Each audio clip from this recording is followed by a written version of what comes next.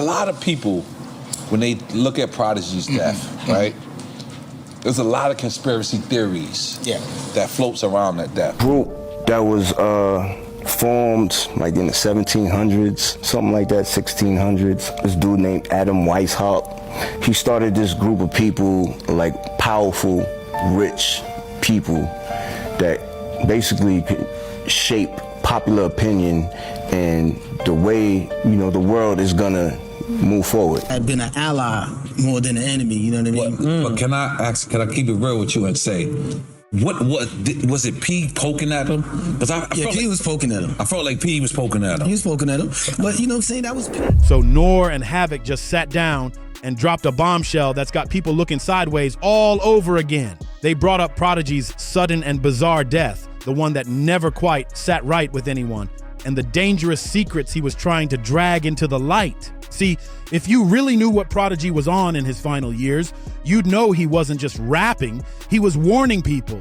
He spoke up about secret societies, shady elite groups, and how hip-hop was being twisted into something way darker. He was pointing fingers at the systems running behind the curtain, calling out the industry, and saying straight up that hip-hop was being used to push silent agendas. He said it in interviews, he wrote about it in his book, and he documented everything. Real private notes he was holding on to right until his last breath. Then, out of nowhere, boom. He dies in a hospital and they say he choked on an egg. That's the official version, but come on. It never felt right to those who were actually paying attention, especially once you find out he was working on a musical about the Illuminati right before he passed, naming names, collecting stories, keeping track of it all in a personal diary. That man wasn't just making music, he was about to blow something wide open. Now with this new convo between N.O.R.E. and Havoc, fans are locking in on the tension, the pauses, the side glances. It's what they don't say that's shaking people up. It's clear something's off, like both N.O.R.E.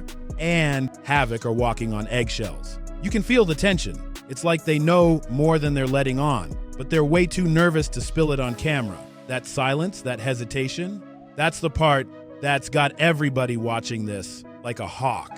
So let's break it all the way down. What was Prodigy really exposing? What did he write in his final diary entries? And most importantly, who or what has N.O.R.E. and Havoc so shook they won't even speak on it out loud? A clip just resurfaced. He then mysteriously choked on an egg. Maybe the first person in human history to have choked on an egg in some capacity after speaking out about the Illuminati. From Havoc's old interview on Drink Champs, and now it's spinning through the internet like wildfire. In that sit-down, N.O.R.E. straight up brought up the whispers around Prodigy's death. He asked Havoc how he felt about the idea that maybe, just maybe, Prodigy didn't really choke on an egg like they claimed. Maybe something shady went down behind the scenes. But the way N.O.R.E. even asked the question, you could see the nerves in his face. He was real careful, tiptoeing around his words like he didn't want to trigger something.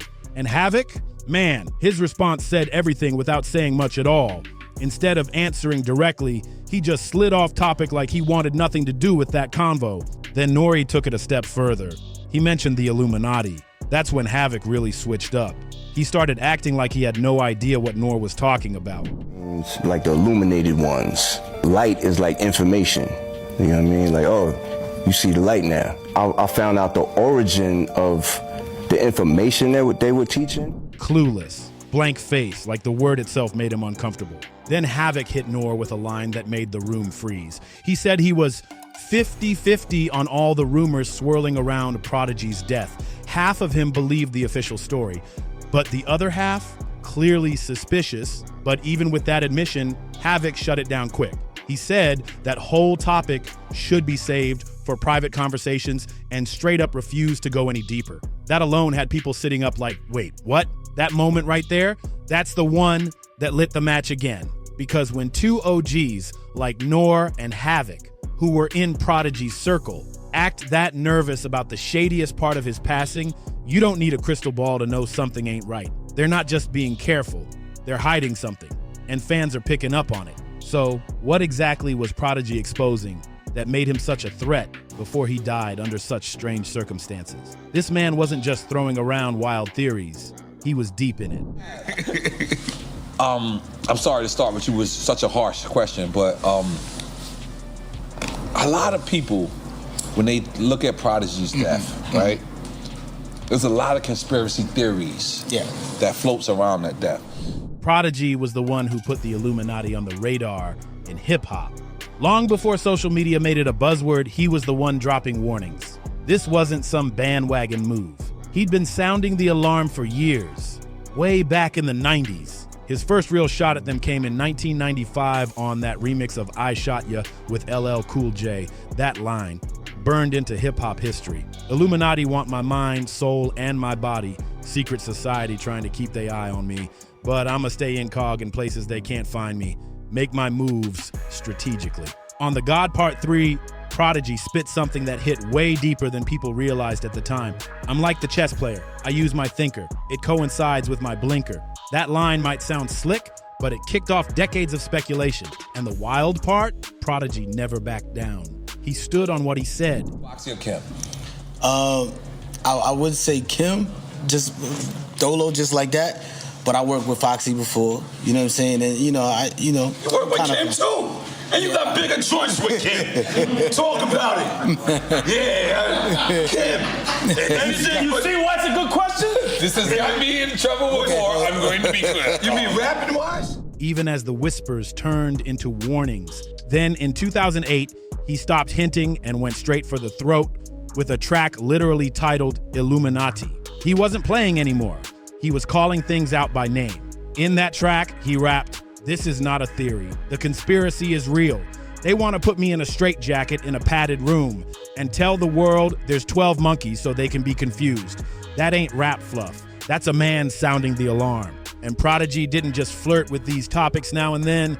He dedicated himself to exposing what he believed were powerful, hidden forces pulling strings behind the scenes. People actually say that it was an eggshell. Obviously, when I want to interview anybody, I Google everything, and people are saying, and then there's this video, and you tell me if this is real or not, I don't know. That same energy carried all the way into his final project, Hegelian Dialectic, the Book of Revelation, which dropped on January 20th, 2017, exactly 5 months before he died. That album, he was going all in. No more metaphors, no more coded bars. He was flat out naming secret societies, exposing control systems, and talking about how the masses are being brainwashed by dark forces operating from the shadows. It wasn't just music, it was a message. By that point, Prodigy was no longer just rapping, he was documenting, but here's where things go off the rails. Prodigy didn't just speak out about secret societies. He started pointing fingers at big names in the industry. He believed some of the most powerful people in music knew the truth, but sold out to stay quiet. Anything, whatever your criteria is. Whatever your criteria is, sir. I'm just gonna say Kim. Oh, you're saying Kim? No, I'm gonna say both. Oh, so that's a drink. Then you gotta take a shot, then, sir. We all gotta take a shot. Not of that water, though, sir. Wait. No, this is that. You drink that one, yeah. All right, cool. Where's my shit? All right, cool. I'll give you the Japanese whiskey. Wait, why are we taking a shot? You have to take a shot, he said too. both. We all. Oh, yeah. What does that mean? We all guilty. Trading their voice for fame and fortune. And one of the main people Prodigy called out, none other than Jay-Z. While he was locked up, Prodigy wrote a letter that's still being talked about to this day. In it, he described a moment where everything just clicked, a full-on awakening. He realized the system wasn't just flawed, it was fake. In his words, the government, religion, politics, the Federal Reserve, IRS, and everything we believe and live by is a joke. He felt like everything people trusted was nothing but a scam. Then he dropped the hammer on Jay-Z. Prodigy didn't hold back. He claimed Jay wasn't clueless.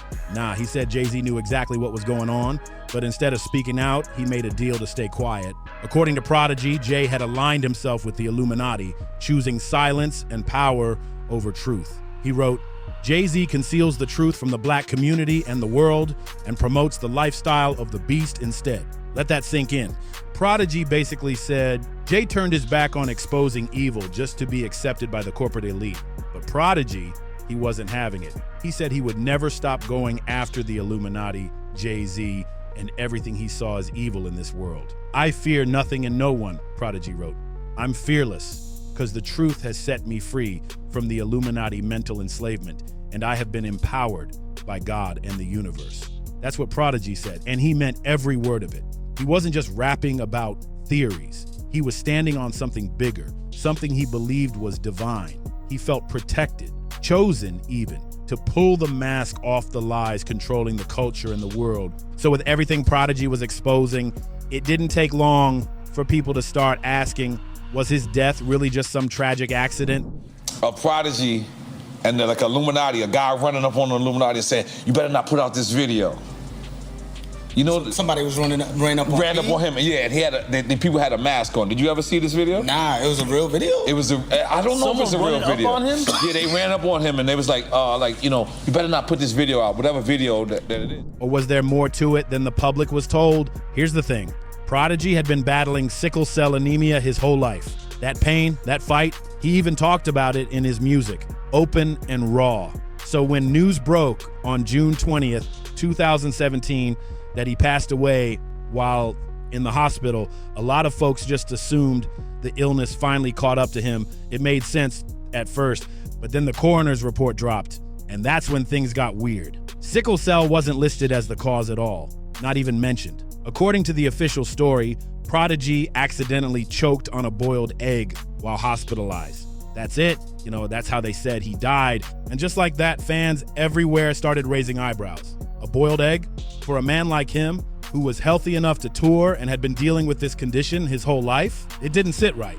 It still doesn't. Now here's where it gets even more suspicious. Because right after Prodigy's death, a bunch of strange things started happening. First off, that diary he'd been writing in. Like what they're doing to the kids with the immunization shots.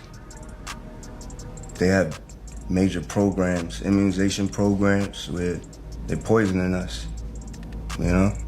They're infecting us with stuff on purpose, and it's called population control. They have these programs they do in Africa where they immunize the whole village. The one where he was supposedly naming names, documenting secret plans, and calling out dark industry ties, gone, just like that. No trace, it never surfaced. No one ever confirmed where it went or who had it. And for someone like Prodigy, who was so intentional with his words, that silence feels loud. Then there's the unreleased material. Prodigy was known for stacking up music, writings, and ideas. But after he passed, only a few posthumous tracks trickled out, and the rest locked away. And the people around him suddenly got real quiet. No interviews, no major tribute project, no deep dive documentary to honor his legacy in the way someone like him deserved. It's like the industry just moved on fast. And let's not forget, Prodigy wasn't some random voice. He was respected. He was feared by some. And he had the type of mind that made people uncomfortable because he asked the questions no one else wanted to. He dug into things that others avoided. And that's why so many people believe his passing wasn't just a tragedy, it was a message. The missing diary, the silence from close circles, the unexplained accident. An egg. And I had no idea what he was referring to. And I just wanted to let you guys know that there was a rapper named Prodigy who began speaking out about the Illuminati. He basically said, I have this platform and I want to use my platform for good to wake up the masses to what's really going on in society. And so I am going to dig up this old clip of Prodigy right before he mysteriously choked on an egg. And the way his warnings still echo today, it all feels too clean, too quiet. But here's the part that gives people chills. Because before Prodigy passed, he told multiple people he felt like he was being watched. He said it straight up. He didn't trust the people around him anymore. He felt like eyes were on him, even in the most private places. It wasn't paranoia, it was awareness. He knew he was stepping on the wrong toes, and he wasn't hiding it. Some close to him even said Prodigy started switching up his routine. He got more secretive, kept his circle smaller, stopped sharing certain things through his phone or email. He was old school like that, writing stuff down, keeping physical records. That's why people believe his missing diary wasn't just lost, it was taken. And there's more. Some insiders claimed he was planning to speak publicly again about everything he'd been hinting at for years. Not just in music, but full interviews, public talks, maybe even a documentary. He was ready to lay it all out, but just before any of that could happen, he was gone. Even crazier, a few weeks after his death, online forums started buzzing about documents and footage being wiped. Videos that had clips of him speaking out, taken down, links to old interviews, broken, just gone. It's like someone wanted his voice scrubbed off the map.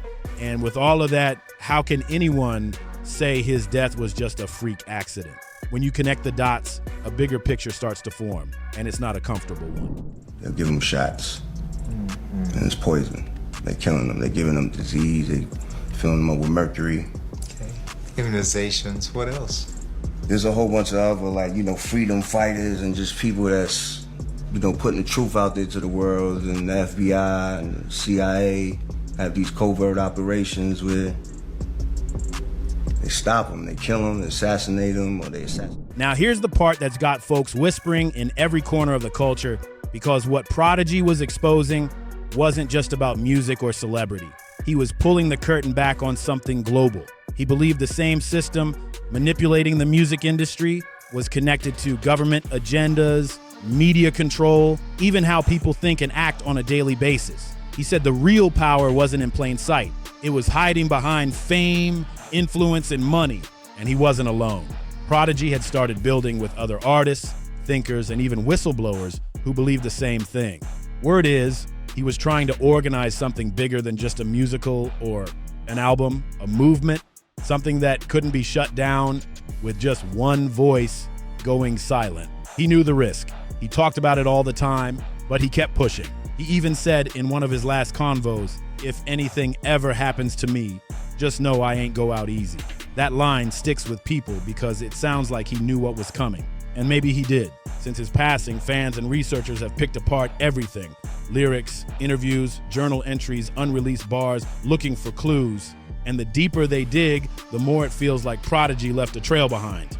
Like he knew somebody someday. And he decided to speak with Alex Jones. Take a listen to what Prodigy had to say.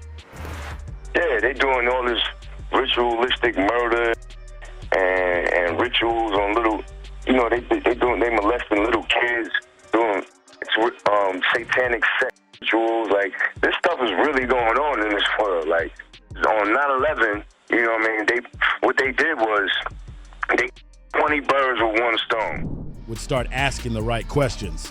But it's not just fans sounding the alarm. Some of Prodigy's peers in the game have also started questioning the whole story around his death. And one name that made serious waves, Kanye West. In a recent interview with Candace Owens, brought up Prodigy's death and the shady circumstances surrounding it. But get this, the clip disappeared almost immediately.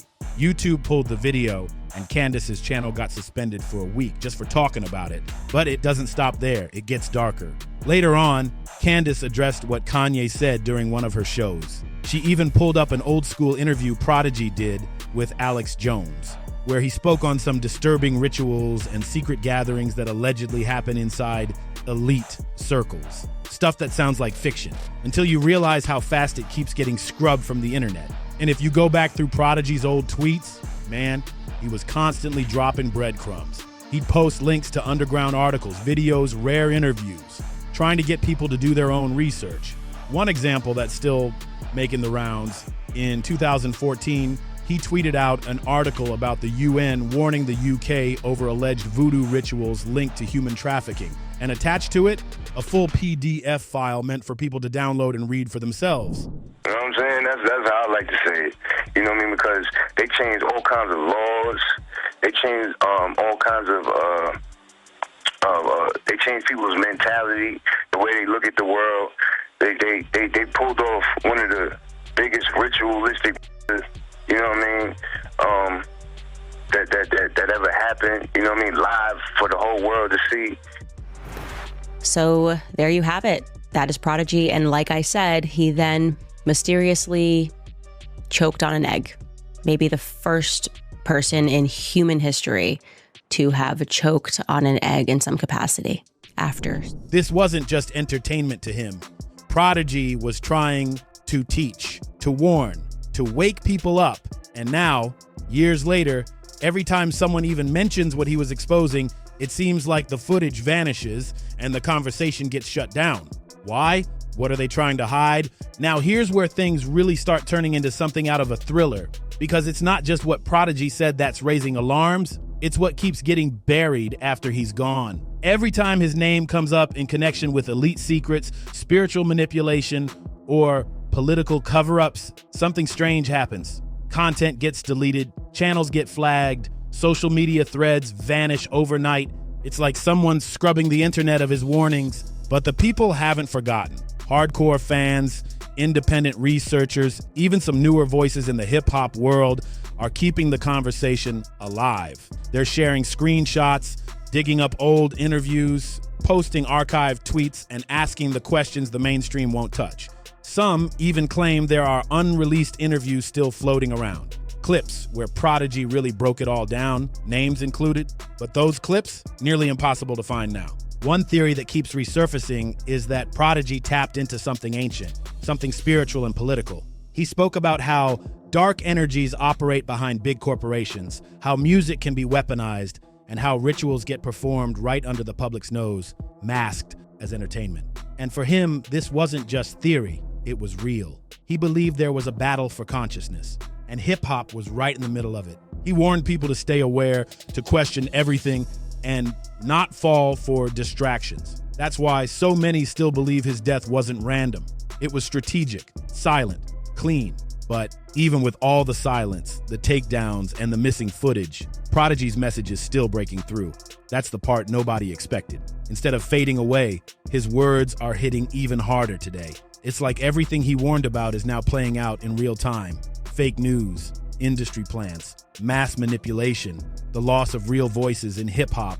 It's all unfolding right in front of us. You can hear it in his old tracks, read it in his interviews, and see it between the lines of the content that keeps getting erased. Prodigy wasn't just talking about secret handshakes and hidden groups. He was breaking down how people are being programmed without even knowing it. Through music, through media, through fear, and that's why his message keeps spreading. And because people are finally seeing it for themselves. Even young fans who weren't around during Mobb Deep's prime are discovering his solo work and asking, why did no one tell us about this side of Prodigy? They're digging deeper, piecing things together, and realizing this wasn't just a rapper with bars. This was a man trying to free minds. And maybe that's why his story won't die. Because no matter how much gets deleted, censored, or ignored, truth doesn't stay buried forever. Prodigy knew he couldn't stop the system alone, but he also knew once the truth hits the right ears, it spreads like wildfire. In one of his most shocking posts, Prodigy didn't hold back. He wrote, "I told y'all ERs, they doing X rituals on kids. Dumb people need to wake the F up." That wasn't just some random outburst. That was a warning, and a serious one. Prodigy wasn't playing around when it came to the Illuminati. He wasn't just repeating what others said or chasing clout. He was digging deep, trying to pull the veil back on something dark and dangerous. This wasn't that watered down, sell your soul for fame narrative. No, he was exposing something way more twisted, something that stretched far beyond the music industry. He believed the people at the top weren't just pushing music or culture. They were using rituals, mind games, and straight-up psychological warfare to control the masses, and he wanted everyone to wake up. So now the question lands in your hands. Did Prodigy know too much? Was his death more than just a random accident? And what about N.O.R.E. and Havoc? Are they keeping quiet because they're scared, or because they know things we don't? Drop your thoughts in the comments. We want to hear what you think. Is there truth behind the silence? Was Prodigy a prophet silenced too soon? Or are people reaching for answers that were never there? Either way, this story ain't over, not even close. Don't forget to like, share, and subscribe. We've got way more coming. Stay locked in and see what's popping up on our radar next. You don't want to miss it.